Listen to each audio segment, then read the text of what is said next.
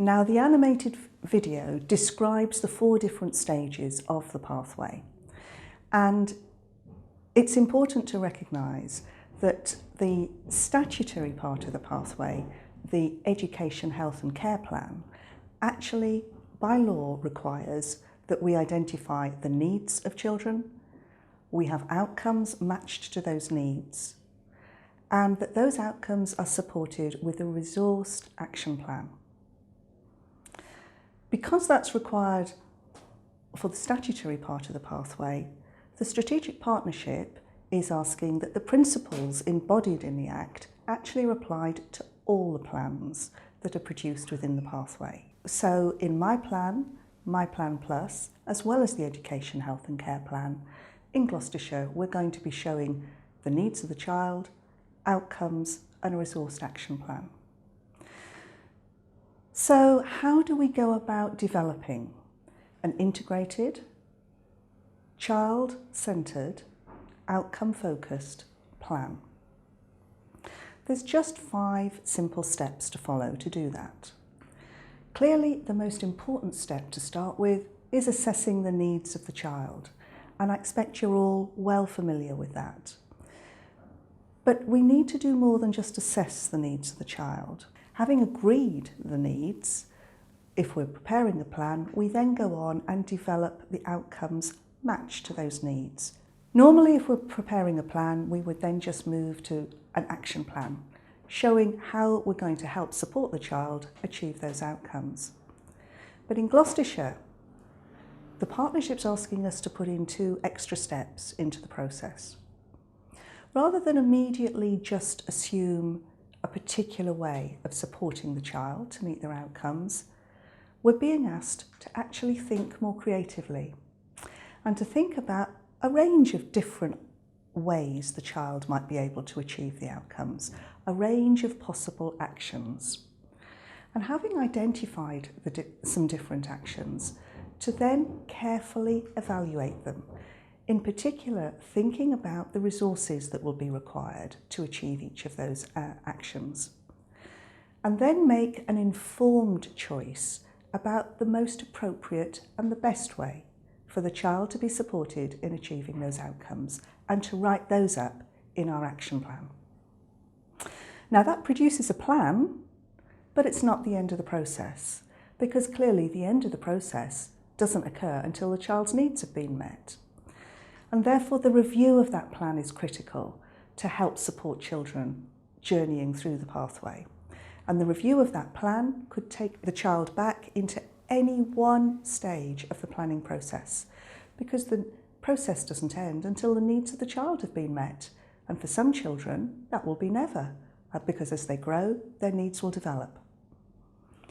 But in this short film, we're not concentrating on all the stages in that planning process. We're concentrating on the first 2 stages, identifying needs, and then after that, developing outcomes matched to those needs. So let's start by thinking about what's involved in identifying needs. Many of you will have been planning for many years, and you will know that the most important part of any plan is to get that needs assessment right. The needs assessment I always think of as being the foundations for the plan. And if I think about foundations, I think about a building. Put a building up on dodgy foundations and what happens? It falls over. Trying to develop a plan without first having identified the full needs of the child will mean that we get the wrong outcomes. Wrong needs, wrong outcomes. And that way the child is let down, which is more important than a building falling down. So if we're going to actually identify needs properly, it needs some careful thought. It will take time. And when we come to frame those needs, we need to make sure that our wording is as specific as possible. It's not always possible to be completely specific, but we need to try and aim to be specific.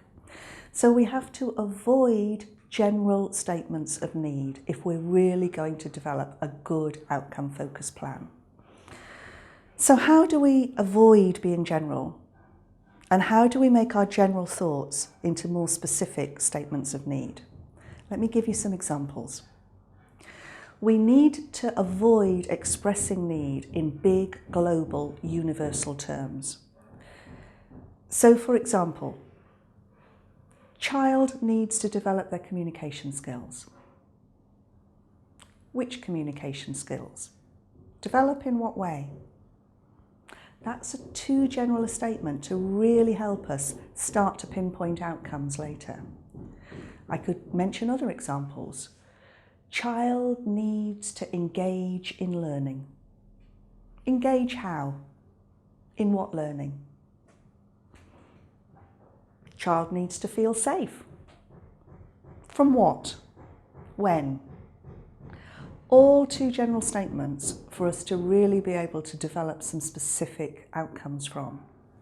And just to move away from the child for a minute, many of the child's needs may well be linked to parents' needs. So let's think about a global statement for a parent's need.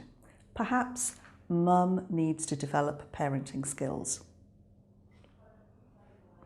Which parenting skills? Develop how?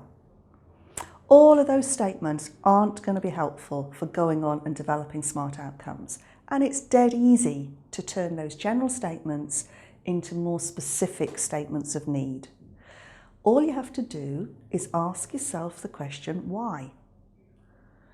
Why do I think the child needs to develop their communication skills? The answer to that question is going to start to give you your specific needs. So perhaps I think the child needs to develop their communication skills because I've noticed that they're not able to make themselves understood by their teacher in class. There you go then. There's your specific statement of need. Not the child needs to develop their communication skills, but child needs to be able to tell his teacher and his classmates what he needs. There's your specific statement. Mum needs to develop her parenting skills. Why do I think that? What's caused me to come to that conclusion? Well, perhaps it's because I've seen that the children run riot, they please themselves, and actually they're in charge of mum rather than the other way round. Well, if that's the case, there might be more than one need there actually when we start to answer the question, why do I think mum needs to develop her parenting skills? Perhaps the first need is that mum needs to understand why children should have boundaries. And once she's understood that, perhaps mum's need then is to set and enforce boundaries. Okay, so to move from general statements to becoming more specific with our statements of need, it's a simple question of why. Ask yourself that question and then the answer will give you your specific need. Something else we need to avoid when identifying needs is to express those needs in terms of the service that the child might need, or the support that the child might need, or the interventions that the child might need from us. In Gloucestershire, we're very good at expressing need in those terms, but we have to learn not to. For example, child needs to have short break care. That's support. That's an intervention. In actual fact, it's something we're going to do to help the child meet the needs they've got. It would be easier for us to think about that statement as child requires short break care. By putting the word need into that sentence, we are confusing support or actions, if you want to call it that, with the fundamental need of the child. Child needs to have short break care. No, child requires short break care. To find the real need, simply ask why again. Why do I think the child needs to have short break care? The answer to that question is going to give you your more fundamental need. So, why do I think this child might need short break care? Perhaps it's because the parents have no other support in looking after a child with really fundamental and complex needs, and they are worn out. It's actually them that requires the child to have a short break care. And perhaps that child doesn't have any friendships outside the home and is completely dependent on their parents. Now, if those are the answers to the question, why do I think the child needs to have short break care? We have found some far more fundamental and very important needs. Perhaps the needs of that child are that the parents need a support network and the child needs to have some friendships outside of the home. Now look how important it is to identify those fundamental needs, because if we'd just stopped by identifying the need at short break care, the child would have got short break care. Child would have got short break care actually whether they needed it or not. Whether they wanted it or not, they'd have got it because that's what we decided we needed to do for the child. But that would have completely missed those really important fundamental needs that we've identified by saying the parents needs a support network, the child needs friendships. We'll have a whole range of other actions and support going in to help meet those needs, and far more effort will be needed than just providing short break care. That's why it matters to not express need in service terms, because if we limit it to that, we miss fundamental needs that we can help with. And actually linked to that, and just the final point on identifying specific needs, always try to avoid expressing needs in terms of assessment. Child needs to be referred to occupational therapy. That's a request for an assessment. That's not a need. Again, child requires occupational therapy involvement, might be a better way of putting that, but it's not the need. That again is the support that the child will get. To find the specific need, we just ask, why? Why do I think the child needs to be referred to occupational therapy? Perhaps the answer is because the child needs to be able to bathe safely. If it is, there's our specific need. So that's how we're going to be going about identifying specific needs in Gloucestershire as we establish a common approach to this across the whole of the county. Your turn to have a go at identifying needs now.